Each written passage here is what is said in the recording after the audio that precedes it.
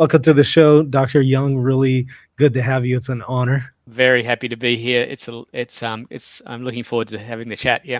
Where are you streaming from, by the way? I am in my office, Australian Catholic University in North Sydney campus. So Okay. I can't move my computer around well enough for you to be able to see the view of Sydney Harbour behind me, but I have a very nice view from my. You can only imagine. Everyone can Google a picture of Sydney Harbour and imagine that's what I'm looking at when I'm looking out my window. Wow. Yeah, I'm sure the view is better than mine here in Monroe, Louisiana. So, Right. Okay. oh yeah. Well, really excited about this. Honored to have you, and I want to talk to you about a number of things. Let's maybe start out with some general material here. Let's talk about just textual criticism in general. Can you maybe explain to us what exactly is it? What is the process by which scholars engage in textual criticism in order to attempt to reconstruct the original texts? Yeah, that's right. Classically, text criticism has been along the lines of let's let's reconstruct, get back to an original text. These days, more modest aims is questions like, can we work out from the many variant readings we have what might be an earlier text? But also, a lot of text criticism has shifted away from that focus of the quest for the original text or evaluating readings to more being historians of the text of the Hebrew Bible. That is, in classical text criticism, often the idea is that you're trying to get back to the earliest reading or the original reading, and all the other ones are just rubbish mistakes and things like that. But actually, variety is the nature of pre-modern texts, and so the fact that we end up with multiple readings or multiple editions of biblical books, for scholars like me, is actually a good thing. It's actually an interesting thing because we end up having a variety of ways that ancient people express the biblical traditions. We get more Bible for our buck, effectively, because people are refocusing biblical texts in order to get communicate to different audiences, and so we ourselves can see. Oh, that's one way. I work with Daniel, for example. That's one way a Daniel book could look, but that's another way that you could construct a Daniel book, or in a particular verse, if there's a variation, you get to appreciate. Well, text one did it this way, text two did it that way. What's the difference? What's the difference or nuance that each of those texts is giving? So, for me, in many ways, text criticism. I still am interested in questions when I can of getting back to an earlier text. Can I adjudicate between readings? One seems to have developed from another one, for example, or one seems to be earlier than another one. But a lot of what I do is just appreciating the variety of biblical text we have, and not aiming to just reduce that diversity to one biblical text, because our ancestors, in whatever tradition, I'm a Christian myself, in that sort of, in our tradition, our ancestors were not very unlikely to be reading exactly the text that you have translated in your Bible in front of you. They would be reading a different text perhaps, and they would have different understandings based on that different text. So for me, text criticism has expanded, as for many scholars, and we're looking more generally at the history of how the text of the Bible has developed over time.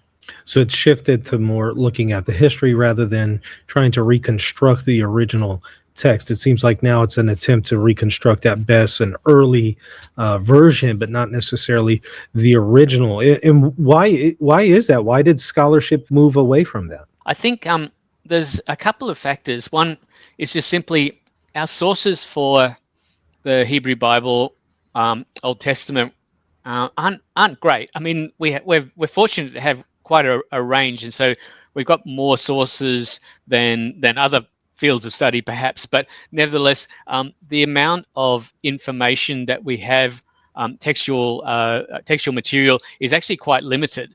And our textual material only starts to begin in around about the 3rd century BCE. And so when that's usually the date given to our very earliest Dead Sea Scrolls, like 4Q Samuel B, K4 at Qumran, the second copy of Samuel is considered to be perhaps our earliest biblical text. But there we're still talking about the 3rd century BCE. Now there's a big discussion, which is another discussion, as to when were these books put together, or when were they put together in a form that we would recognize them. But nevertheless, 3rd century BCE, for most people, is getting quite late. And if you believe that the biblical books were written several centuries, many centuries before that, there's a lot of gap before that where we can see that there's a lot of fluidity in the texts once they come into history. So we presume that there was also more fluidity the further you go back. And also, when we discover more evidence for the Hebrew Bible text from the early period, we don't tend to solve problems. We tend to find, oh, there's even more variance out there. So that ties into the second reason why I think scholars like myself have backed away from a quest for the original text, which is what was the understanding that ancient people had of texts. Which for me, the information that we get from our biblical texts, for example, the fact that we have such variety would seem to indicate that variety was the nature of the text for at least many people. That there's so much variety. It's and we're not just talking about, it seems very unlikely that ancient scribes were so incredibly incompetent that they created all of these variations, etc., like that. It's something to do with the very nature of the text. People are not thinking about exactitude in the way that we will. We're upset when a few words are different here or there, whereas ancient people understood the nature of biblical texts to be different. That is, that there is a variety of ways that you can say things. Even a simple phrase, you could rephrase it in one text to another. It doesn't make a huge difference to the meaning of the text. Other people retold whole stories, for example, and that was part of the larger oral tradition out there. So we have to imagine that biblical texts are like this like the tip of an iceberg. There's all this tradition that the community had about whatever it is, say the figure of Daniel or something like that, and written texts emerge out of that like the tip of the iceberg. They are one instantiation, one example of people putting down in written form and giving you a particular version of the oral tradition about Daniel or whatever it is. So there's all these traditions out there, and we think that people understand that a written text is just one version of this larger tradition. And so people would know the tradition, they would read it and think, oh, that's an interesting way they've expressed it this way. They're trying to get this point across, or they're trying to get a different point across. So I think in general, there are discussions about, were people aiming for exactitude, whatever that means. And the way that terms that we often translate it as exact don't imply exactitude. I mean, the one that pops to mind is not specifically a translation question, although it kind of is. When the Jewish historian Josephus, around about 100 CE, 100 AD, is describing what he's doing when he's dealing with the with Jewish history, telling the biblical story, he tells us that he is giving an exact account. He's giving us basically an exact translation of the Bible. We call it rewriting the Bible.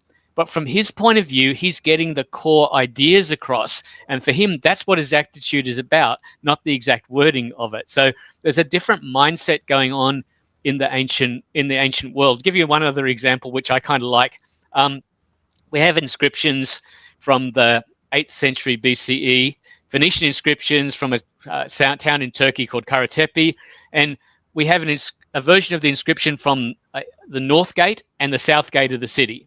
So you presume produced at the same time by the same set of scribes, and they're pretty close to each other, but they're not word for word. Even there, same copy of the same text, north and south gate, produced at the same time. People didn't feel it was necessary to get every single bit of wording correct. So there you go. That's a sort of broader answer about why I and other scholars have moved away from the idea that we can reach back in history and reach to whatever an original form of the Bible might have looked like. Are some of these variants significant? They alter the meaning? That's a good question. Of course, the question is, what does significant mean? Of course, because if you're retelling a biblical story, then it's significant for the way the story is told. But if you're talking about maybe theologically significant or something like that, there are quite significant ones that, like for example, I guess the biggest one. I personally am not too fussed about whether we worship God on Jerusalem or Mount Gerizim, the Samaritan holy mountain. But in the Samaritan Pentateuch, they count the 10 Commandments as 9, because who knows how you only know there's 10 Commandments because it says there's 10. You can count them in all different ways. They count it as 9, and they have a 10th commandment, which is saying worship God on Mount Gerizim. That's right. A pretty theologically big variant. That makes a huge difference. So that would be an example of something that's significant. I would say the majority of the thousands and thousands of variants are not that significant, because you can say, I wrote an article where I looked at one particular verse in Samuel, for example, and it had most words in the verse were variant if you looked at all the variations. But if you looked at it, it ultimately basically just said the same thing. But you can rephrase and you can say the thing, so the wording is different. So most variants are at that lower end, but you do get the higher end things like, where do you worship God or something like that. That's a big variant. Yeah, I find it interesting you mentioned that one, because I did a show on that not too long ago, so the audience will be familiar with it. Yeah, so some of them appear to be significant and meaningful as far as differences in the theological interpretation, whereas others, are significantly substantial in differences, I would say. But it seems, and correct me if I'm wrong, the earlier we go back, the more diverse the text is. The later we go, the more streamlined it is. So if that's true, might it be the case that the earlier we go back, the more significant the variations are in theological meaning? That's an interesting question, because we'd love to go back further and further and further. There are certainly, as you say, kind of like, I think like the 1st century BCE, 1st century AD, CE is like a cutoff point where we start to see the emergence in the latter part of the 1st century AD of, like, for example, the traditional Masoretic text, the Hebrew text of the Bible, as a fix, as people start trying to copy things in the more like the exactitude that we think that they should have been doing it. But in the BCE period, those centuries there, the evidence that we had from Dead Sea Scrolls, as reflected in early Greek translations, etc., seem to be implying that there is a lot of variety. And we might guess, I've said this in an article, what would it look like? Because the Dead Sea Scrolls are 3rd century BCE to 1st century BCE. What would it look like if we had a discovery of texts from the 4th century BCE or the 5th century? How would that pop our brains? Because in the history of scholarship, discovering the Dead Sea Scrolls really just was a game changer in so many areas. And that's the nature of ancient history quite often, is we saw this darkness, but there's some big textual discovery or big discovery, and that illuminates a particular period. If we knew more earlier, then we might see quite different theologies. For example, we might also see different texts that were really important in an earlier period that are not so important later, that almost drop out, because many of the Dead Sea Scrolls are compositions that we just don't know elsewhere except from the Dead Sea Scrolls, and even ones that and we get ones that we think are quite early, like some of the Enoch books and the Testament of Levi, which are reflected in later traditions and translations, but they seem to be much more important generally for Jewish people in, like, let's say we could guess the 3rd century BCE, then later then they kind of drop out of the loop later. So I didn't really answer your question, but I suspect that we could find more theologically diverse traditions in earlier versions of biblical books, or other books that were maybe canonical scriptural, so had authority, whatever we think, in an earlier period as well. So yeah, I'm willing to speculate. Yes.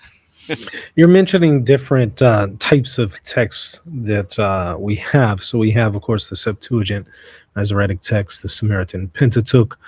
We have some readings, from what I understand, they're unique to the Dead Sea Scrolls, and then some and the Dead Sea Scrolls that I think Emmanuel Tov calls non-aligned texts that don't align with any of the above, that we had previously never seen until the discovery of these texts. Can you walk us through each one of these? Yeah, so very important, of course, is the Masoretic text, the traditional Hebrew text of the Hebrew Bible that has been cared for by the Jewish community for the last couple of thousand years. The one that modern, if you go to a synagogue, the same one that's being used there. If you pick up any copy of the Hebrew Bible, it's the Masoretic text. It's the traditional text of the Bible. Our actual full manuscripts of that are medieval. Let's say 1000 AD, 1000 CE, but at least there is some evidence that there are Masoretic type texts already at least 1,000 years before that. So that's important, just because it's the only complete copy of the Hebrew Bible that we have. Then, if we're talking about Hebrew sources, the Dead Sea Scrolls, third to first century BCE. That sort of date, clustering a little bit more at the end of that, just by the nature of the discovery. There are over 200 manuscripts that we would recognize as being manuscripts of Hebrew Bible books, although that can often be a little bit fluffy. Like, I mean, for example, when we get a manuscript that seems to be just of Daniel chapter 9, or just of perhaps part of the book of Psalms, we've got to be careful about talking about that's a whole manuscript of Daniel, that's a whole manuscript of the book of Psalms. But we have more than 200 of them, but they're very, very fragmentary. Everyone probably knows about the big Isaiah scroll, 1Q Isaiah A, which that's the only nearly complete version of a biblical book we have. The second best preserved copy happens to be 1Q Isaiah B, the second copy of Isaiah from Cave 1, and there we have less than 20% of the text preserved. That's the second best one. I think I counted of those several hundred, those 200 plus manuscripts of the Dead Sea Scrolls, only 108 of them have 50 or more complete or partially preserved words. So we've now halved it even to get 50 words. And then we often just we can get manuscripts with very small amounts of detail. Sometimes enough for us to know it seems to be that looks like it's out of a biblical scroll, but we're getting like little windows from the Dead Sea Scrolls. We're not getting whole books. We'd love to get more information, but I mean, it's very, very fragmentary. So that's the Dead Sea Scrolls. They're very important, but very fragmentary as well. And the Dead Sea Scrolls, some of them look quite similar to the sort of texts that were being translated into Greek by some of our early translators. Some of them have some of the big typological features of the Samaritan Pentateuch. Like, for example, the Samaritan Pentateuch tends to, if something is mentioned in Deuteronomy, I remember back at Mount Sinai when this happened, and in Exodus it's not there. The Samaritan Pentateuch tends to have the passage from Deuteronomy in Exodus, just so it sort of harmonizes the two texts together with each other. We have some Dead Sea Scrolls manuscripts that have that same harmonizing tendency, and so the Dead Sea Scrolls have those sort of links. But what Emmanuel Tov is meaning by non-aligned manuscripts, we also get manuscripts that don't significantly line up with anything that we knew before. Like, I mean, I think, was it 4Q Canticles B, the Cave 4 at Qumran, Song of Songs manuscript, the second one, I think the usual theory is that ended somewhere at the beginning of chapter 5, and there are 8 chapters in our version of Song of Songs. We've never seen a shorter version of Song of Songs before, for example. And I think all of our Song of Songs manuscripts have significant variance from anything that we had known before, because I think the Greek translation we have of Song of Songs is quite similar to the traditional Masoretic text. So there's this category of texts that are just new to us. They're not like anything that we saw before. So then the Greek translation, of course, is very important, because when I say the Greek translations were made early, then they were revised, and so we can get a range of Greek readings for the one verse. We can get multiple different traditions at various stages. We can get people They might have translated a book and it was from a version that was quite different from the traditional Masoretic text. And as the Masoretic text became more important, people retranslated it, made it a little bit more like the Masoretic text, and so on. So you can get multiple Greek texts of the same book, sometimes quite different to each other.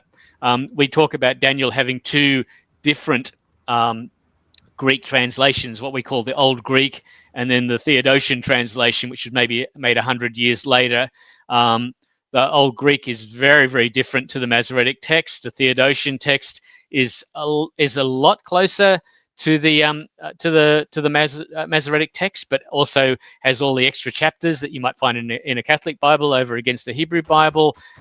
You've also got with Theodotian plenty of interestingly different readings, some of them in common with the Old Greek. So we're getting multiple Greek translations. So those would be our really big early evidence. Plus, as I said, so the Samaritan Pentateuch, obviously, so Masoretic text, Samaritan Pentateuch, Dead Sea Scrolls, and the early Greek translations.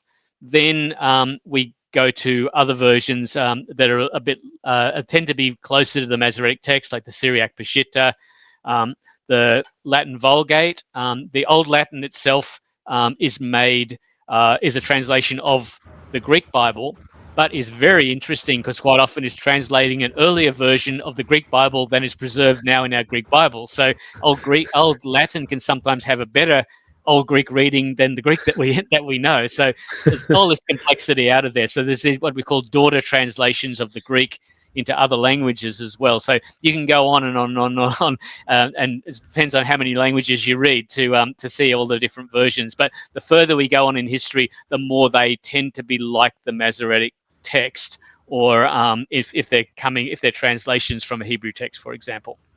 With all of these diverse readings, significantly diverse readings in some cases, and maybe not as significant in others, but nonetheless, a wide range of diverse readings, and an inability to really reconstruct the original, it poses some problems. Let's maybe start with the concept of an original, an urtext, as it's often called, as I understand it. What exactly do scholars mean by it? Are they saying the original edition of the author, or are they talking about maybe an edition that was published by the author, but then maybe some of his disciples added some things to it? I've seen different scholars refer to the urtext in different ways. So is there really an established way of speaking of the original? You're right that scholars do mean different things when they talk about the original or an urtext, which is like a primary text at the beginning of the tradition. So some people do mean an original that left the pen of an author, for example. Other people are looking more for the earliest recoverable form of the text, which is obviously quite a different thing to an original text. I would comment on that whole discussion that it's a little bit anachronistic if we're talking about a world where exact copying of texts was not the normal way of copying. That is, our texts seem to travel through history and develop through history. So our earliest compositional stage of a biblical book might be something to aim for, but that is not necessarily the only important thing in the history of a book, because a book can develop over time, gather other traditions to itself, be expressed in different ways, so that our later versions of the book can also be authoritative in a different way. So I would think that whenever people say like, what's the date of a biblical book, or when did the author write that, I say it's the wrong question, because our biblical books might have primary moments of composition, but nevertheless they travel through history. So what we have in any of our manuscripts at the moment is a mixture of early material, middle material, later material. And so when was a biblical book written? The answer is yes. In other words, it was written at any particular point that you want. So it's a little bit anachronistic to look for a particular time when a biblical book is written. I'm not denying that there would be key moments where somebody or group of people have sat down and done something major to develop the tradition, perhaps initiated the writing down of the tradition. So I'm not denying that, but I'm saying that that's not the whole story with the composition of a biblical book, because by nature they develop. And as I mentioned to you before, with my example from the Phoenician inscription at Karatepe, north and south gates being different to each other, two versions of an original version of a biblical book would seem to me very unlikely to agree in their exact wording with each other. One, as soon as you made one copy, say, I don't know, like in Jeremiah 36, we get the picture of Jeremiah dictating a copy of the. God says to him, "Write down everything which I said to you so far." And Jeremiah's memory is pretty good, by the way. And so he gives a version to his scribe Baruch, and they write it down. Then the king burns it, and Jeremiah dictates a new version, and it says, "And many similar words were added to them." So in other words, there's this greater tradition out there, and that chapter is kind of like already saying that there's going to be different versions of the Jeremiah tradition. They're all Jeremiah traditions. They might be shorter, they might be longer. There's this bigger tradition, and so a written copy is just one version of the greater Jeremiah tradition, returning to the idea that there is this larger oral tradition out there behind each of the biblical books. So I'm not able to give a great answer to what the original text of the Bible might look like, because I have reservations about whether that's a helpful concept to really understand what we have in our hands. The biblical texts, I think, have developed over time. Yeah, yeah, I could see that. But I mean, there had to be at some point in time, say Jeremiah, a Jeremiah who came out with a few chapters, maybe not the full thing that we have today, but a few of them, maybe verbally, maybe in some written form, but something. There had to be somebody who initiated this, right? Whatever that initiation was, and whoever it was, wouldn't we say that's the original? I guess we would say that's the original, but whether that would be recognizably anything like what we, because I mean, our current book of Jeremiah would therefore probably have not much in common with that in terms of the whole developed book of Jeremiah as we have it in the multiple editions that we have preserved. So then the question would arise, to what extent is it meaningful to describe the beginning of that tradition? Mm-hmm. And one scholar described the Jeremiah tradition as like a snowball. It goes through time and keeps keeping up new things. So is the real snowball the thing that begins it, or is the snowball what we actually have in our hands, the bigger full version of Jeremiah, which has been edited as well? I mean, the traditional Masoretic text of Jeremiah, compared to the Old Greek translation, has a lot more headings and things like that in it, dates, etc. So someone has sat down at a later stage and made a real effort to organize the book and to give guidance to readers. So that might be considered to be a more edited and actually a better version of Jeremiah than the one that started the ball rolling, where just traditions just came together and somebody later has actually taken the time to help the reader, for example. But why does the snowball have to stop? At what point do we say, okay, now is when it ends? I mean, couldn't we theoretically then just add more to the text? I think there seems to be a moment, or well, a moment. I mean, it's probably a long process, but a moment where people change their concept of what a biblical text is, because it's definitely the case that the by the well before the medieval period, the traditional Masoretic text has stopped developing in the same way. I'm not saying medieval manuscripts always, people either make errors or they harmonize texts, or they scribes sometimes go, I don't think that's right, and they'll change it. So I'm not saying medieval manuscripts are identical to each other, but the aim does look like that people are trying to exactly copy the details of the biblical text. So it definitely happens that texts stop developing at a particular point. And I'm saying maybe first century CE, first century AD is when we can see that happening. That doesn't mean that people aren't developing other Hebrew texts that we don't know, that the Greek text isn't continuing to develop and interact with other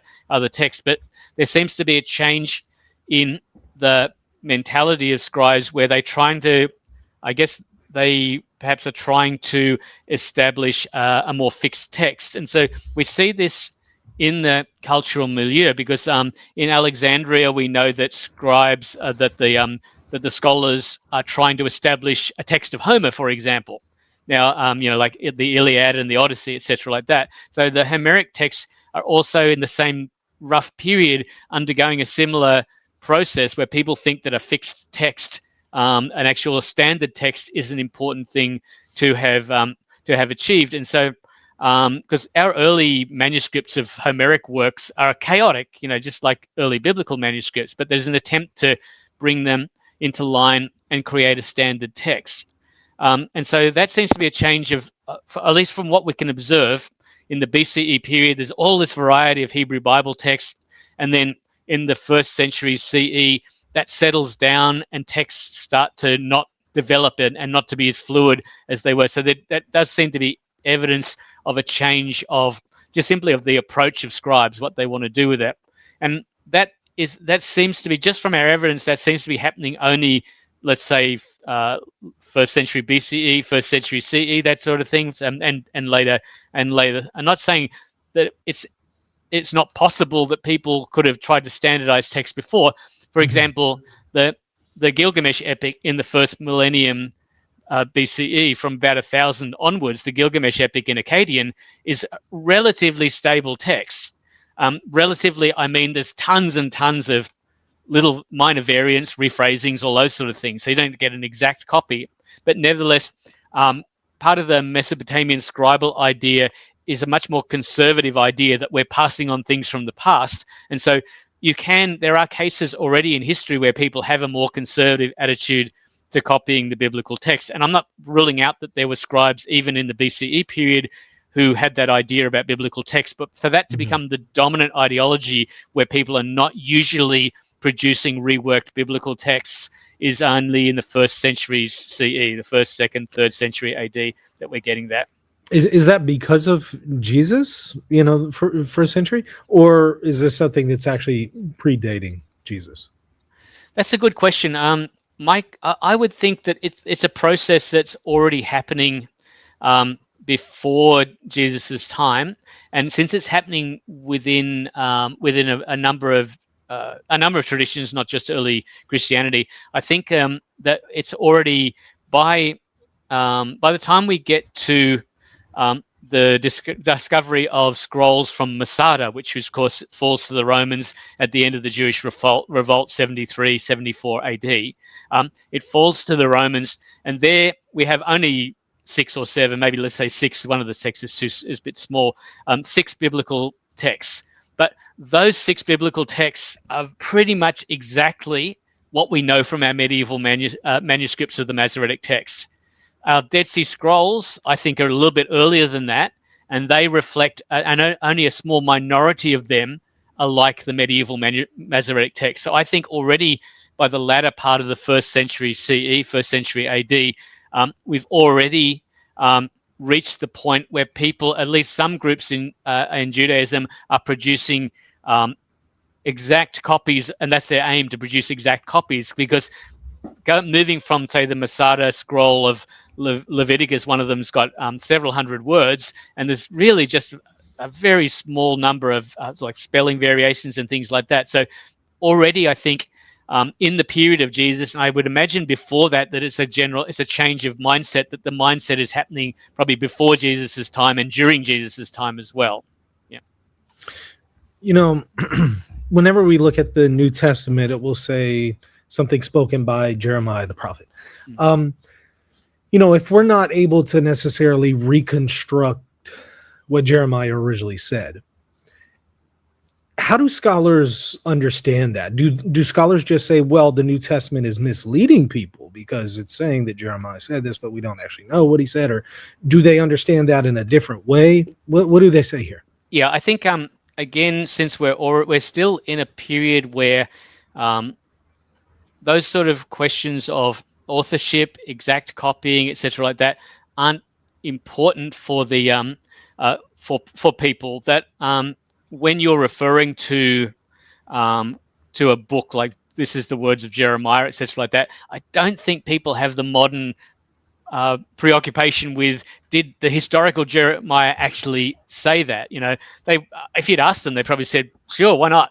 Because I'm sure it probably wasn't something that they really worried about. I don't think Paul laid awake at night thinking, have I attributed the sources of the book of Jeremiah correctly to the prophet or to his scribe Baruch? And I really don't think that people are thinking in that way, because we end up, because there is such a variety of biblical texts, people generally take any version of the book of Jeremiah that they happen to come across as being the words of Jeremiah. And so it's more that a tradition gets attached to the name of a generative figure, and because people don't understand authorship in the same way as we do, and so therefore they're not so concerned with that issue. Where for us, it has to be really from that author or not, and if it's not from that author, then it's not right. It's just wrong. That's not the way that people are thinking about it. They're using authorship for other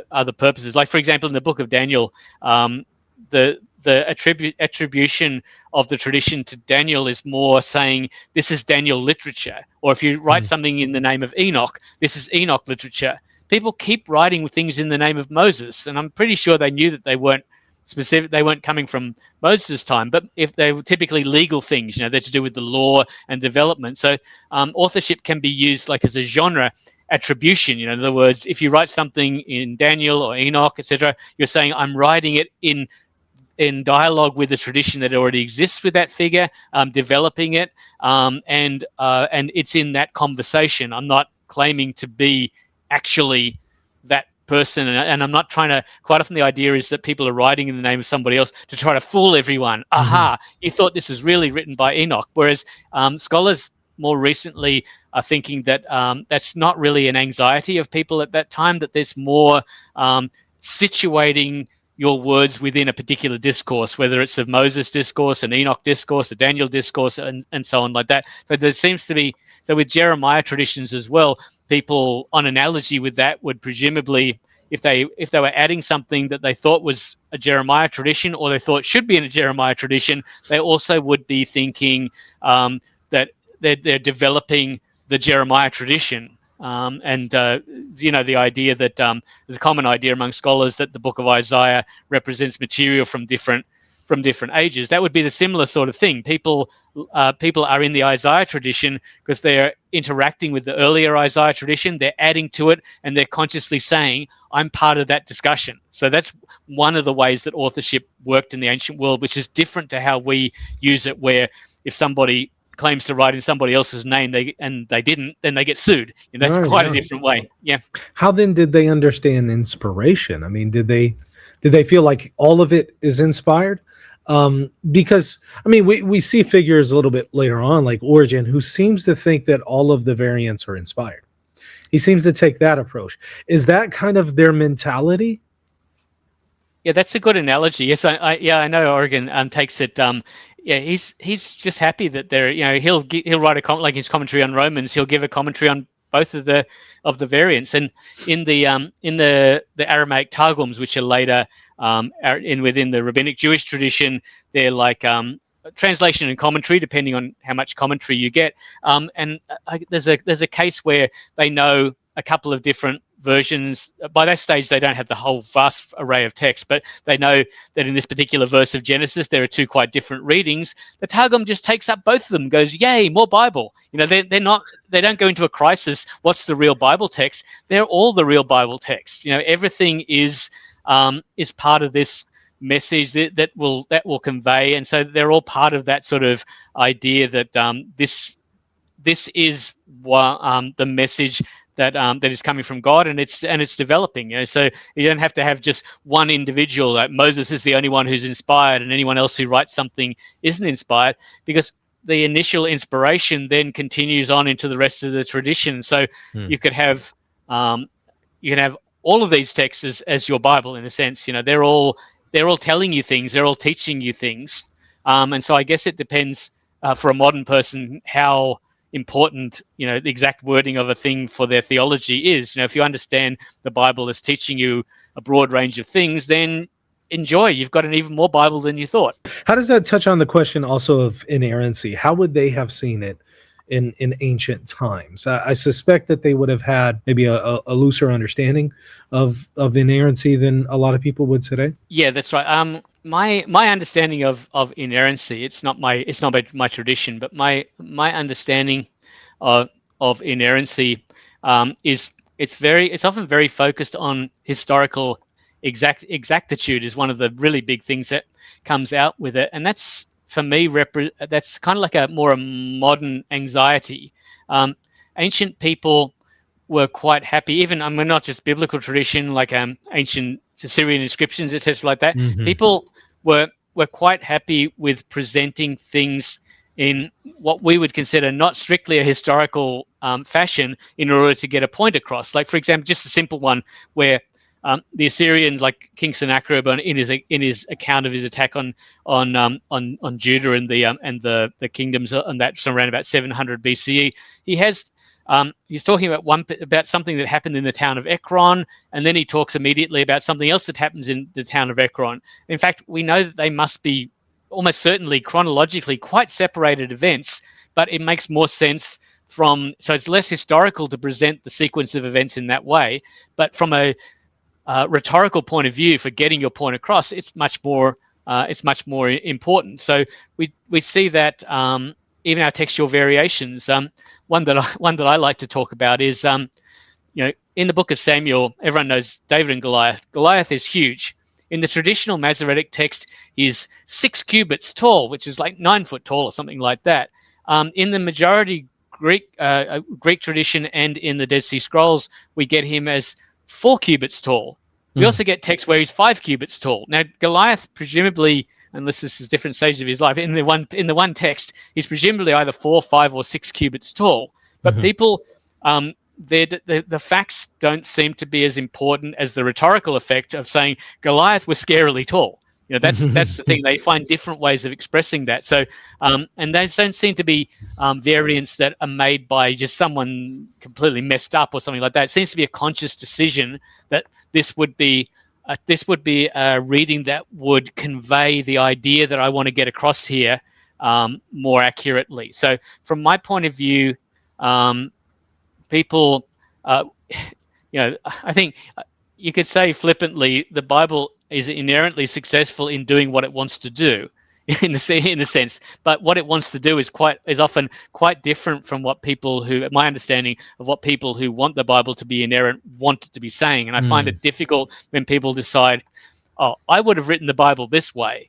They must have written the Bible in this particular way, and then you just stomp on the way that ancient people actually wrote texts. And so people get upset in Daniel's studies because it says Daniel wrote this, therefore Daniel must have written this. But if you understand, that's fine in the modern world. But if you're in the ancient world and you understand that authorship is used in quite different ways to indicate different things that really help you to understand, give you a lens to understand the whole book of Daniel. I have a student, Thomas Elms, who just finished his PhD, just showing how the attribution of Daniel throughout the whole book just makes the book hang together and gives you this extra perspective on it. But if you read it from a modern point of view about your expectation of how authorship must work, you're actually misunderstanding the whole point of the book of Daniel as it was originally put together. So a very tight view of inerrancy means that you're just refusing to understand what the Bible's actually saying.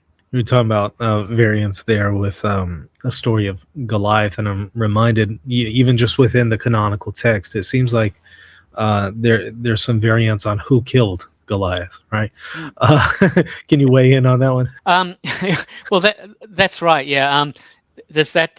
Yeah. Some what is it? El Hanan or something like that. In the small print somewhere, it mentions somebody else killing Goliath, but Chronicles sorts it out by saying he killed the brother of Goliath or something like that. So yeah, I think that's just the if that's correct, that we do have a reading where they're attributing somebody else to killing Goliath. That's just part of the lack of stress, I'd say, that people have on getting all the details right that we might have. It's more a matter of telling each more about getting the message across in the most effective way, and that causes anxiety to modern people because there's times when they'll evidently not be producing. I mean, because you'll get the same story in Samuel Kings and in Chronicles, and it's the same story, but Chronicles will say something that just doesn't seem to be possible to historically fit in with what Yeah. happens in Samuel and Kings. So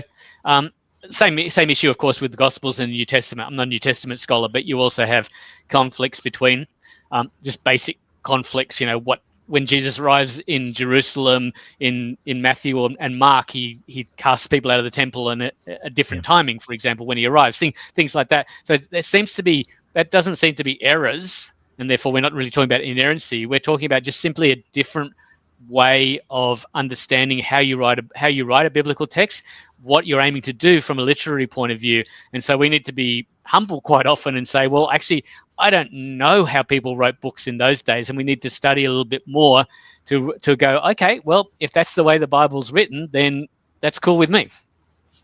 Now we see, and some people have overstated this. I think maybe Wes Huff on Joe Rogan, the similarities between, the first Isaiah scroll that we have from the Dead Sea Scrolls all the way to, say, the Aleppo Codex, right? Centuries later.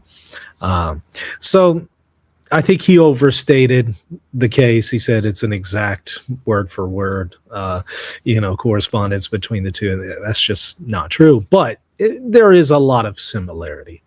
But though we see that kind of similarity in the transmission with that particular manuscript to the Aleppo Codex with Isaiah, you look at something like Jeremiah, and there appears to be a lot more variance. Not only, between what we have from the Dead Sea Scrolls and maybe the Aleppo Codex, but even just within the Dead Sea Scrolls, it seems like there's some versions that are 15% shorter or longer. I don't recall which one, but why is it that we see some are remarkably similar in their transmission, others are very, very different? What was going on there? Yeah, so it will depend. I mean, basically, it depends book by book. Each book has its own particular profile, Hmm. and the problem we have, of course, is because our evidence isn't so abundant.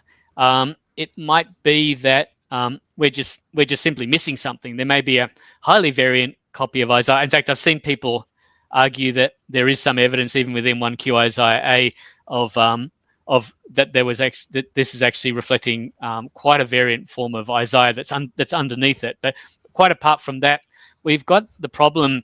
Sometimes we can't rule out coincidence of what happens to be preserved. So to give you an example, always coming back to Daniel, of course, my favorite one, because I've worked most on Daniel. But with Daniel, for example, our Dead Sea Scrolls copies of Daniel, although they have many variants that are different to our traditional Masoretic text, and so you couldn't call them. Just they're definitely not just exactly Masoretic text copies of Daniel, but we have no no hint. Like, for example, in chapter 3, it moves from verse 23 to 24. It's a short version of the book. There's no hint of the longer version that the traditional Christian Bible has 100 verses rather than 27 or whatever it is verses of. I can't believe I've forgotten how many verses there are in Daniel 3. My student who's working on that will kill me. Anyway, but there's a massive number of extra verses, but only you find that in the Greek version. Or we have copies of Daniel with extra stories, like the Catholic Bible has chapters 13 and 14, like the story of Susanna and Bel and the dragon, whereas the Masoretic text, the traditional Hebrew text, only has 12 chapters, for example. There's no hint of those extra chapters in Dead Sea Scrolls. So if you were just looking at Dead Sea Scrolls and Masoretic text, you'd say doesn't seem to be a huge amount of variation except in minor details in the Daniel tradition. But because we have a Greek translation of Daniel, the Old Greek, that has been preserved only in two major manuscripts, by the way. That is so quite different. We get the idea. Actually, there was a lot more going on in the Daniel tradition than we get even at Qumran. So there will be accidents of discovery, and so we have like 8 manuscripts of Daniel. So that's a solid number of copies of it, but they're all they're not reflecting this quite different version of the book of Daniel that we get in the Old Greek, except in a lot of their I wouldn't say minor, but a lot of their smaller variants. So the Isaiah thing might just be because that we just are not lucky enough to have evidence of another version of Isaiah, or it could be that for whatever reason Isaiah kind of stabilized Mm. and was just copied, in a similar form. I mean, in 1Q Isaiah A has 2,500 variants. I'm not talking about spelling variants. I'm talking about 2,500 actual substantial variants from the traditional Masoretic text. So it's certainly not the same text, but it is not, in terms of larger structure, it's still the Isaiah book as we know it. Whereas Jeremiah in the ancient Greek translation, you have major differences, like the last chapters, chapters 47 to 51 of Jeremiah, are oracles against foreign nations in the Masoretic text. They're right at the end of the book, but in the Greek version, they're right in the middle of the book. Now, that's either someone's incredibly incompetent about filing things, or Mm-hmm. it means that somebody has moved them from one place to the other, or they floated around in the tradition. So there, with Jeremiah, we definitely have evidence of these larger, really large-scale variations in just how you put the book together, for example. And so the case you were mentioned there, even in the Dead Sea Scrolls, we're lucky enough to have a couple of small fragments of Jeremiah chapter 10. Jeremiah, the first part of Jeremiah 10 in the Masoretic text, has a few extra verses that are not in the ancient Greek translation. So the ancient Greek translation is talking about how stupid idols are. The Masoretic text has extra verses praising God to balance that off. So it's a really nice sort of balance between the two of them. Just two quite different ways of putting it together. One of our we have two very fragmentary texts of Jeremiah from the Dead Sea Scrolls of that particular chapter, that particular section, and one of them seems to have the extra verses that we get in the Masoretic text, and the other one, so we only have part of the line, but it seems to skip from one verse, and there's no way they could have fitted all those extra verses in there. So it seems likely that reflects the shorter version. So even in the same cave, this is cave 4 at Qumran, from the Dead Sea Scrolls, two copies of Jeremiah existed that, at least in that feature, maybe we could extrapolate more generally, two quite different versions of the book of Jeremiah were put next to each other effectively. And so what does that say about what people thought about variant texts of the Bible? While you were explaining that, I was reminded of something that I've seen a lot from commenters, because there you were talking about the Greek version, the Hebrew version. And I've seen some people, I think, in my estimation, they're oversimplifying the conversation, because they'll say, well, look, the New Testament uses the Greek version, so we just need to use the Septuagint. And they'll then use that to dismiss the Masoretic text. It seems to me like, well, maybe the New Testament uses actually both in some cases, right? But also, I'm not aware of a streamlined version of the Septuagint or of the Masoretic text that we could just automatically appeal to. Can you weigh in on that? Yeah, I totally agree that saying we should follow the Greek version, when they say, yeah, I mean, it's alarming when you're first reading the Bible. It goes, as it says in I don't know, Isaiah the prophet, and you go to Isaiah and you go, what? It's just a different reading. And sometimes those readings, more often those readings are like readings we get in the Greek tradition than the Hebrew. But we do have some readings that currently, according to our knowledge, we only know them from the Hebrew Masoretic text. Right. But there's a vast number of those readings which are not Masoretic texts. They're not Septuagint as we know it. They're other readings on top of that. So, yeah. And so if we're asking, we should use the Septuagint, when we're not actually using the right Septuagint if we're using the standard text that we just pick up from the shelf, as the Septuagint. So it's so much more messy than than some simple solution. We just have to choose which book on the shelf. None of them are going to match exactly with what we get in the in our New Testament. So we've got to accept that the New Testament is drawing on a range of texts, some of which we happen to still have. Many of them we just don't have anymore, so they're just, okay, that's really interesting that they seem to have that text, and so that can feed back into textual criticism in a sense. We can say, well, maybe that's another version of this particular reading. We can actually feed it backwards in that way. Yeah. I know you deal a lot with fluidity in the texts of the Daniel tradition and also Samuel. I remember years ago coming across 1 Samuel 13:1 in various editions of the English text, right?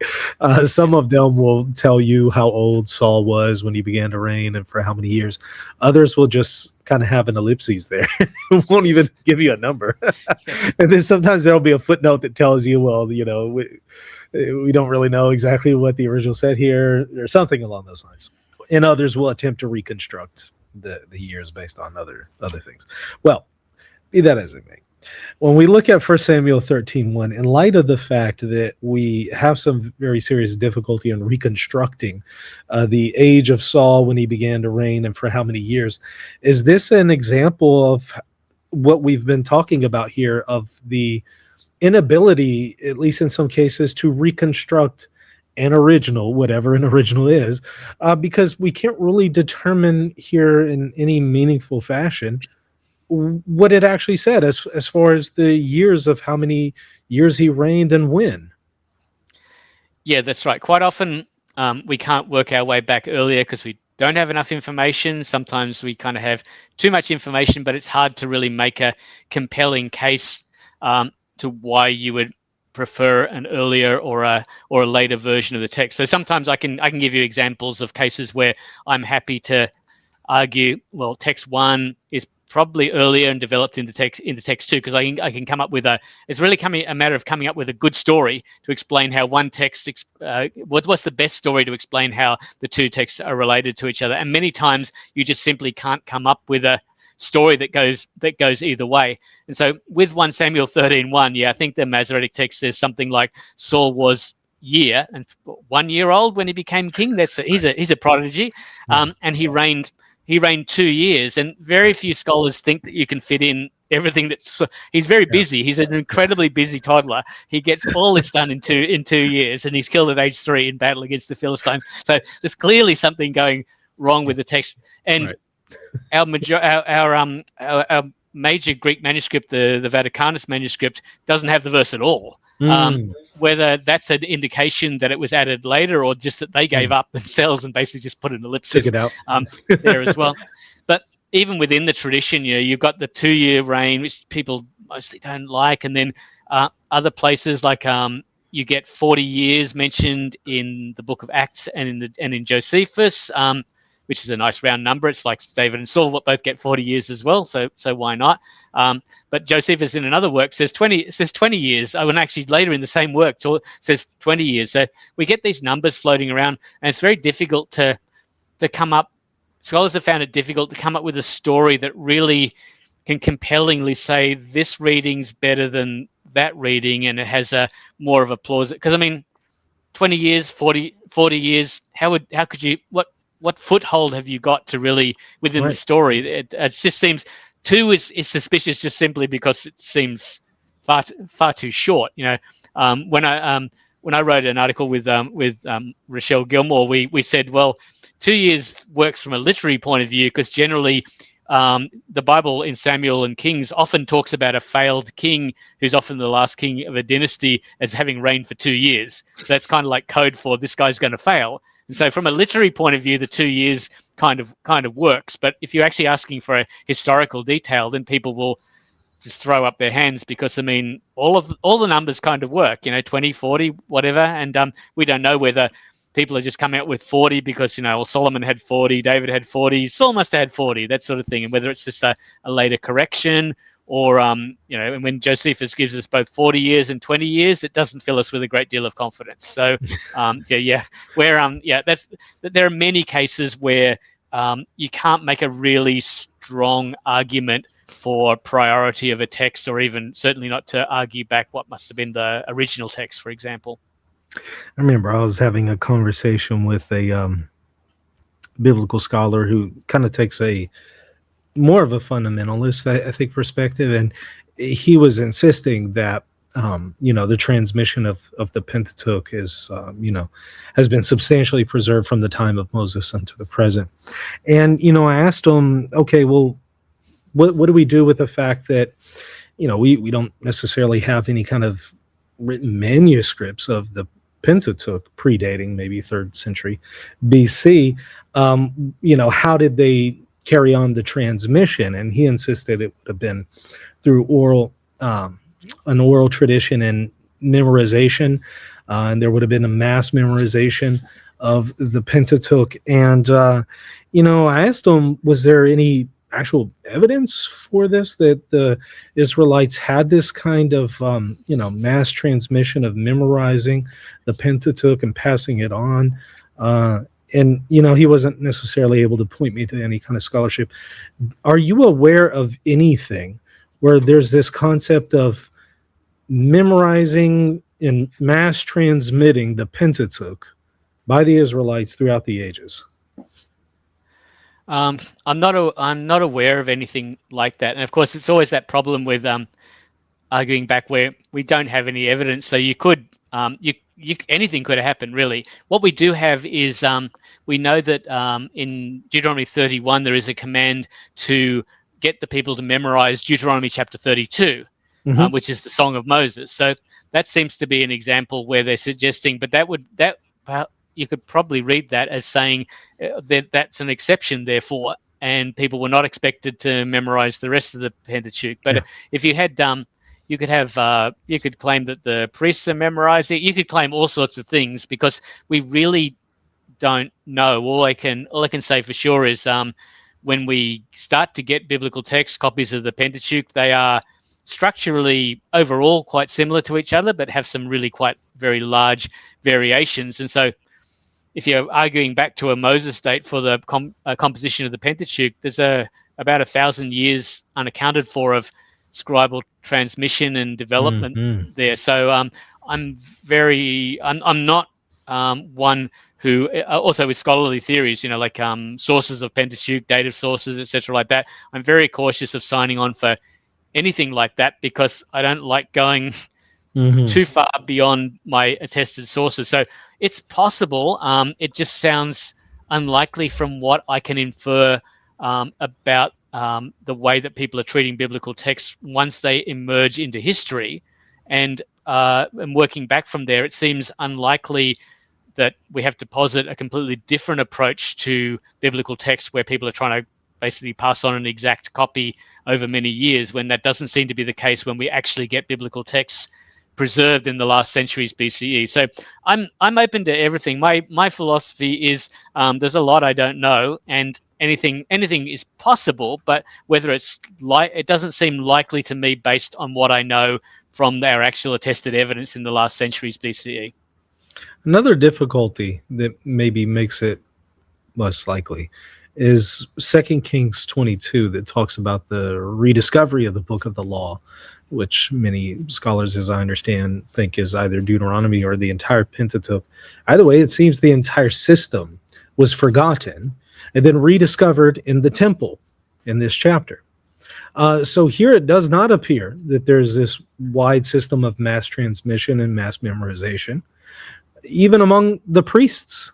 The priests didn't even know about it until they discovered it.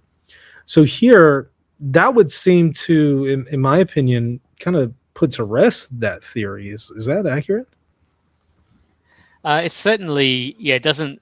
The way the story is told doesn't give you the impression that there's a whole pile of people who knew about this text otherwise. I mean, at least just taking the story at face value, they've discovered a book in the temple, and the scribe comes and reads it to the king, and he's never heard this thing. He's never heard anything like this before. That there's no hint of it. I mean, we've whatever is going on at that time. So I think that's a fair reading of that particular passage. It does seem to imply that people forgot basic parts of the biblical tradition at certain times. That's certainly just taking the story at face value. Yeah, I agree. And not to go too far afield from the conversation, but in conjunction with this written transmission of the words of Moses, we also hear some of our Jewish friends talking about an oral transmission of the oral Torah and the understanding of the law of Moses that would be transmitted. And now they would argue they have preserved in the Talmud and sources like that. And I was listening to, I think it was Rabbi Tovia Singer, who was arguing for that there's this interpretation to the words of Moses that was given by Moses and also mass transmitted throughout the ages through the Israelites unto the present, to the rabbis. And it seems to me that also has the same difficulty, because if there was this mass transmission of an oral Torah with a proper meaning of the words of Moses and the Pentateuch, they wouldn't have lost the Torah in 2 Kings 22. They would have said, no, wait, we already have this oral tradition of what it all means, and we've preserved that whole system. You wouldn't have had a situation like that. Do you think that that's a fair maybe interaction with that position?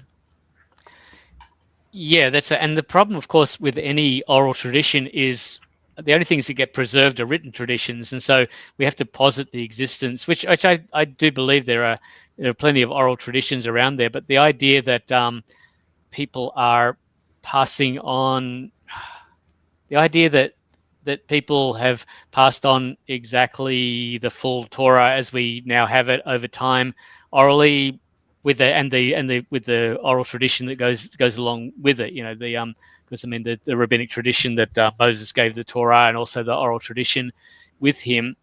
I mean, I can't prove it didn't happen. It just sounds to me that it doesn't fit in with the evidence as we now have it. Is all I can say. I couldn't pronounce and say that absolutely did not Of course. happen, because Right. I don't know. But it doesn't sound. It doesn't seem to fit in with my understanding of the evidence that at least that we have. So that's my very cautious way Yeah. of agreeing with you on that. That's my read of it as well. And let me wrap it up with this, okay? Look, if we're unable to reconstruct the original text, whatever that may be, if we just don't know if all we can have a conversation about is the earliest attainable reconstruction of the text, some people are going to feel like, well, that undermines my faith because I thought that I had the words of Moses, or I thought I had the words of Daniel the prophet or Jeremiah. What would you say to them?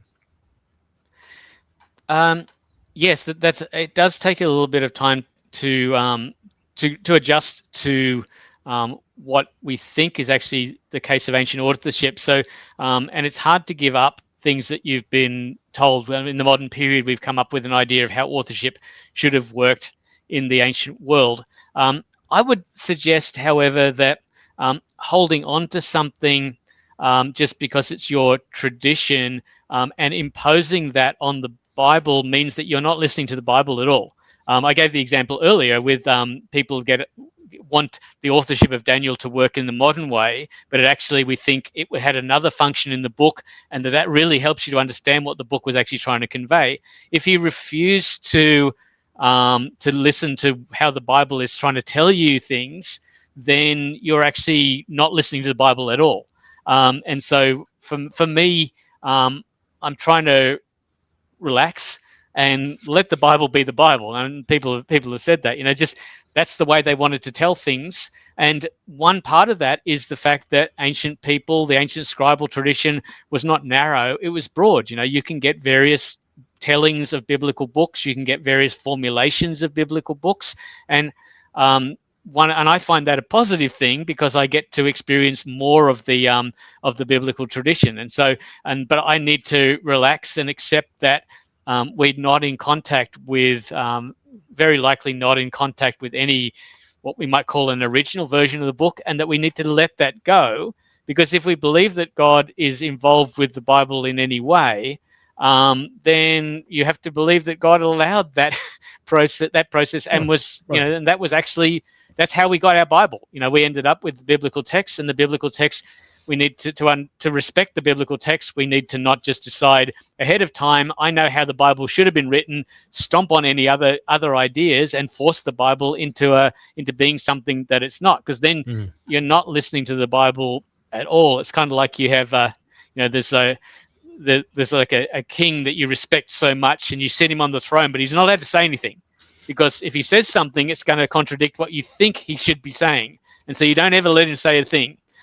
So for me, that sometimes people who have extremely so-called conservative views are being conservative to their tradition, and quite often it seems to me refusing to listen to what the Bible might actually be saying to them, and so they're in fact ending up being not the ones respecting the Bible, but the ones disrespecting the Bible. There you go.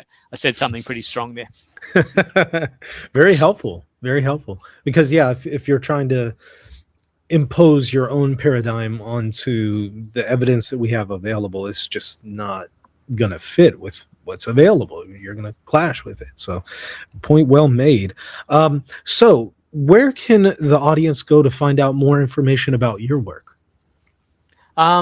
Yeah, so in terms of the text critical work, maybe I can pass on a couple of references, but generally my website on academia.edu has most of what I've written. So there are there, but perhaps I can pass on to you some reading suggestions, because a lot of what I've done is really, really technical, and their eyes will roll up in their head and they'll just go to sleep in the first sentence or something like that. So some of the stuff is more user friendly as an introduction to the sort of things that I've said. So maybe it's good if I give you some advice about that. I'm looking forward to when I retire. I've said to people, I want to write some more things that are of interest to more than 3 people in the world, me being one of those 3 people. What would you write if you had a chance? I'm planning to write a more general book about Daniel and Enoch in their historical context, and make it into a bit of a page turner, I hope. So rather than some of the very technical text critical stuff that I've written, which often implies that to get the full value out of it, you've got to be reading the Hebrew and Aramaic and Greek and blah blah blah, all that sort of stuff. People say, I'm glad somebody does that sort of work, but they don't want to do it themselves. So are you deep in the Enochian, I guess is how they call it, tradition and literature? Because I've been working on Daniel for quite a while. I mean, I've kind of like, as a teacher, I've been teaching an apocalypses course for quite a long time, and so I got acquainted with the Enochic literature through that. But I think it's essential for understanding Daniel in its context to understand the Enoch literature, and so more and more I'm working on the Enoch material as well. I have an article in press on the so-called animal apocalypse from the latter part of the book of Enoch. So I'm actually taking the risk and moving, not just referring to Enoch in context of Daniel, but actually writing stuff on Enoch itself. It's a fascinating field of study. There's plenty that I don't know, but I'm learning more all the time about it. So settle a debate for me, okay? About first Enoch. I know there might be some variance here, at least when it comes to translations. But it seems to me like at least the Ethiopian version, or one of them at least that we have, the Enoch is identified as the Messiah. Is that accurate? I see what you mean. Yeah, in I think the section called the parables of Enoch, there seems to be an identification of Enoch as being the son of God or son of man. Exactly. Exactly. The son of man. Yeah, that's being talked about there. I don't really have a buy-in to that because it contradicts other things that happen in the book of Enoch. But that would probably be the section of Enoch that I know the least about. So I'm gonna say, ask me in 10 years. Okay, I'll have a great answer on that. Well, you know what? I'd love to get you to come back on and talk about Enoch and the various Enochian literature. I hope I'm saying that right. Okay. I'm no expert in the field, so I'd love to get you to come back on and maybe we can have a conversation about that. Yeah, no, I'm happy to talk about Enoch, Daniel, and that sort of stuff. I work a lot on Daniel more outside of just the text critical issues as well. So always happy to. I'll give if I give you my 2 cents on Enoch, it depends on what section I'm talking about. Sometimes it will only be worth 2 cents, but other times I think I know something about other parts of Enoch and at least talk generally about the Enoch tradition. So Well, always happy to talk about Enoch and Daniel. and we definitely have to get into the Nephilim and all that, right? Oh yeah, for sure. That's the fun stuff. Well, thank you so much for coming on. It was an absolute honor. I'll put a link to your academia and anything else that you share with me. Once again, thank you so much. Truly an honor. Thanks so much for watching. Make sure to subscribe. And for a deeper dive, check out my courses at rtcourses.com and my Patreon channel at patreon.com/reason and theology.